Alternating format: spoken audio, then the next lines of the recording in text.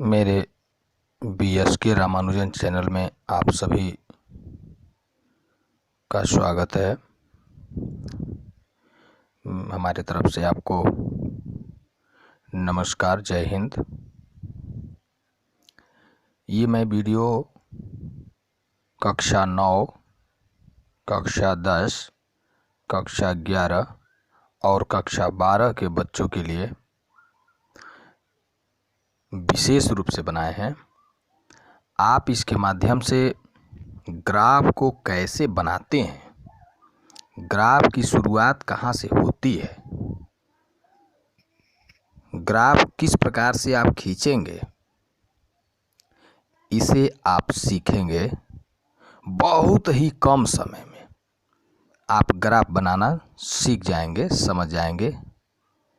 ये विश्वास है मेरा, 100% श्योर रहिए, आपको बिल्कुल ग्राफ बनाने आएगा। ध्यान देंगे। ये जो हम रेखा खींचे हैं, आप देख रहे हैं, x x dash, Y Y dash, ये ओ लिखे हैं, ओरिजिन इसको बोलते हैं, ओरिजिन मूल बिंदु। यह रेखा भुज कहलाती है और यह रेखा कोटि कहलाती है। इसको हम कहते हैं एक्स अक्ष। क्या बोलते हैं? एक्स अक्ष। इस एक्स अक्ष में आप ध्यान देंगे,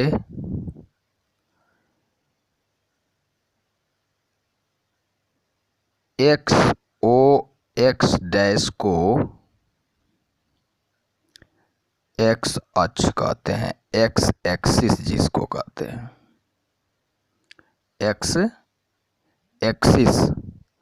और जो वाई ओ वाई डैश है, इसको वाई एक्सिस बोलते हैं, वाई अक्ष।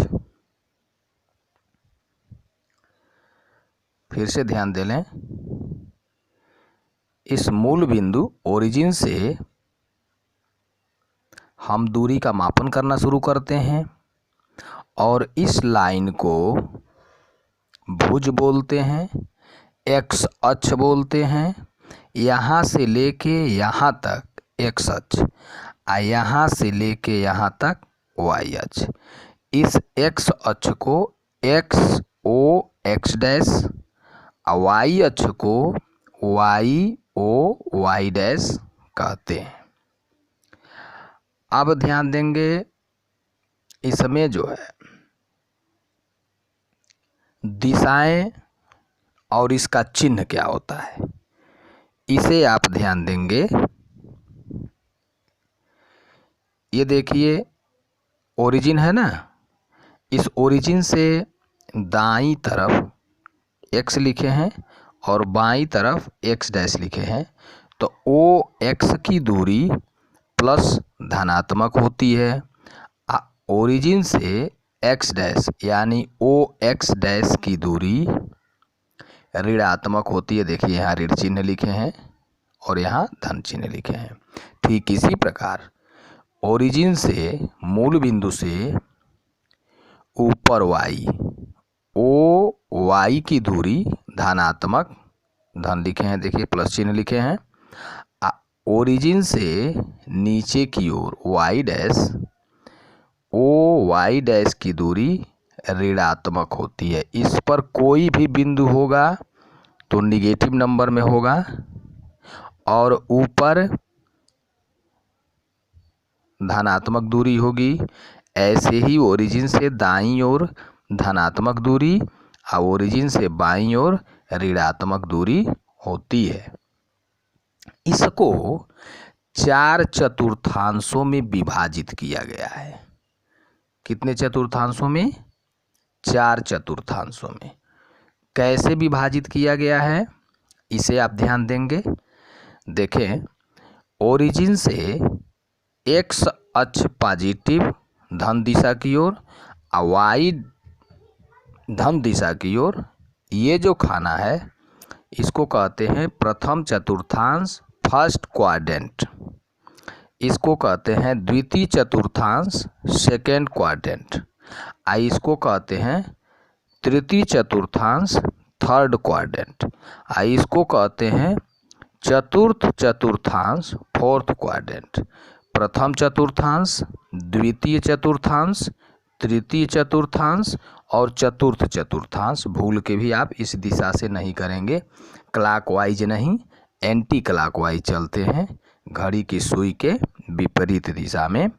आप फिर से ध्यान देंगे, इसमें यदि बिंदुओं का निर्धारण होगा, इसमें बिंदु हो चाहे इसमें बिंदु हो, मतलब प्रथम चतुर्थांश में हो, द्वितीय चतुर्थांश में हो, तृतीय चतुर्थांश में हो, चतुर्थ चतुर्थांश में हो, तो बिंदु का निर्धारण जो हम करते हैं उसको किस प्रकार से करते हैं, उसको करने के लिए आप ध्यान देंगे।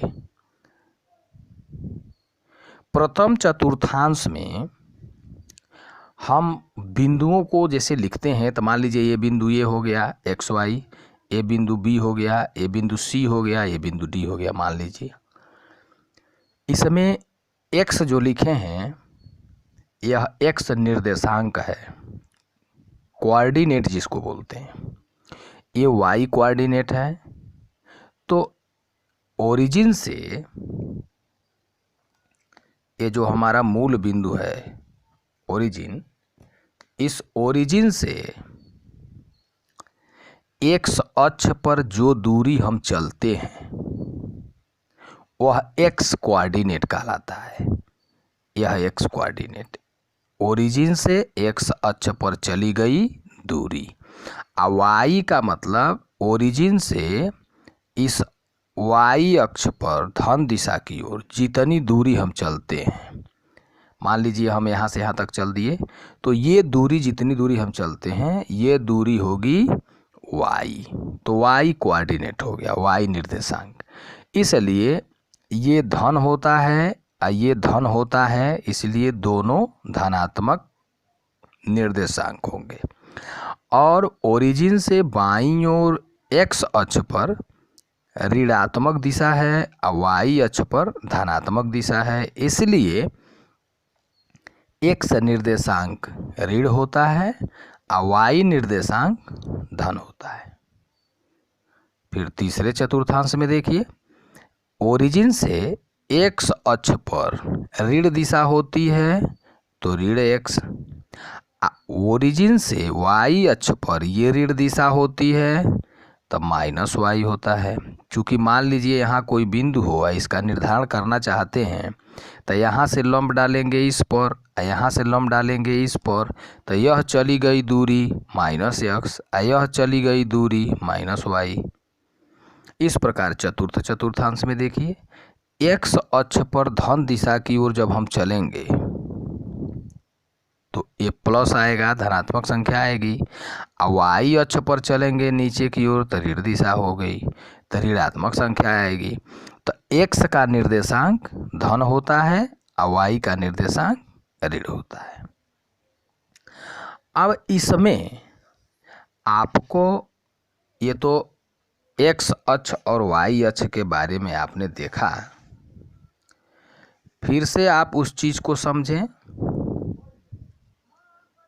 ओरिजिन से एक्स अक्ष की ओर और वाई अक्ष की ओर, इसमें जो प्रथम चतुर्थांश में बिंदु होगा उस कोऑर्डिनेट का, उस निर्देशांक का साइन क्या होता है, चिन्ह क्या होता है, तो दोनों का प्लस होता है। और दूसरे वाले में एक्स माइनस और वाई प्लस, तीसरे वाले में एक्स माइनस और वाई माइनस, चौथे वाले में एक्स प्लस और वाई माइनस। आप ध्यान देंगे इसमें जो है, हम कभी भी बिंदुओं का निर्देशांक जब लिखना शुरू करते हैं, लिखते हैं, तो एक्स का निर्देशांक पहले लिखते हैं और वाई का निर्देशांक बाद में लिखते हैं। जैसे देखिए, आपको एक प्रश्न दिखा रहे हैं कि बिंदुएं ए जिसका निर्देशांक है 3, 5, बिंदु बी जिसका निर्देशांक है -2 और 4, बिंदु सी जिसका निर्देशांक है -6 और -5, बिंदु डी जिसका निर्देशांक है 7 और -4। इन बिंदुओं को ग्राफ पर आप कैसे दर्शाएंगे?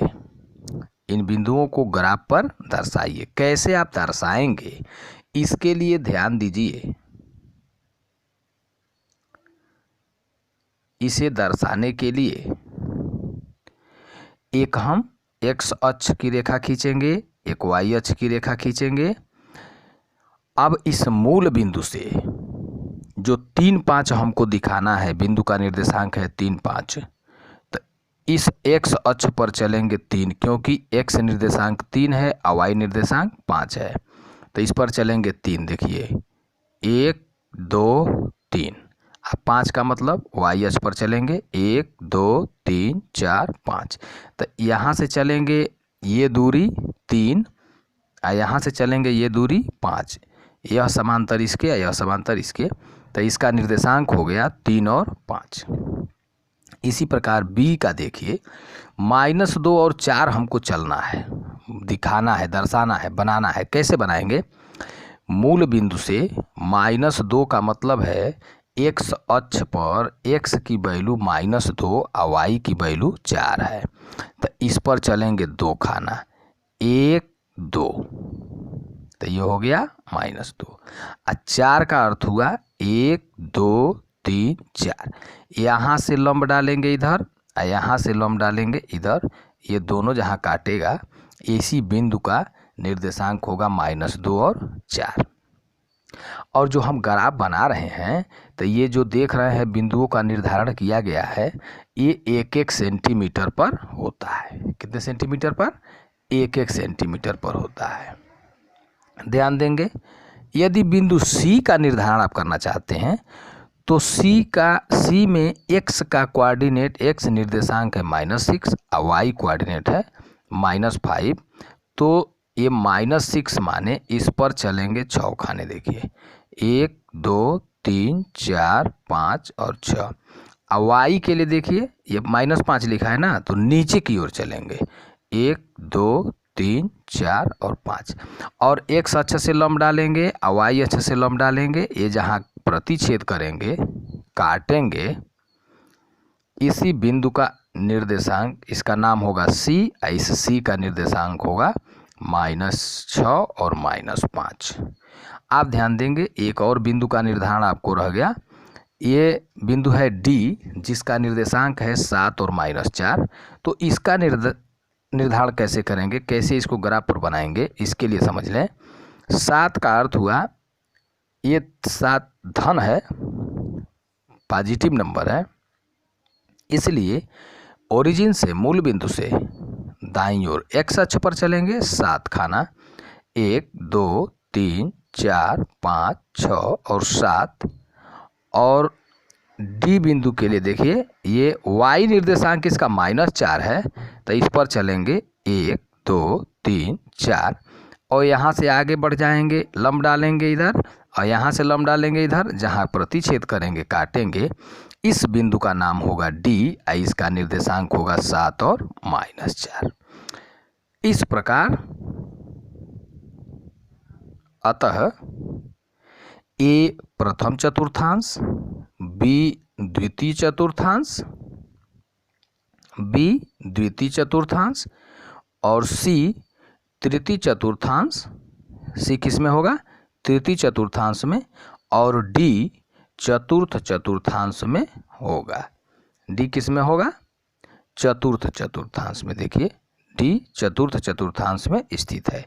कैसे हम कहेंगे कि ये चतुर्थ चतुर्थांश में है, तो यहाँ ध्यान देंगे, A पहले चतुर्थांश में है, B दूसरे चतुर्थांश में है, C तीसरे चतुर्थांश में है और D बिंदु चौथे चतुर्थांश में है।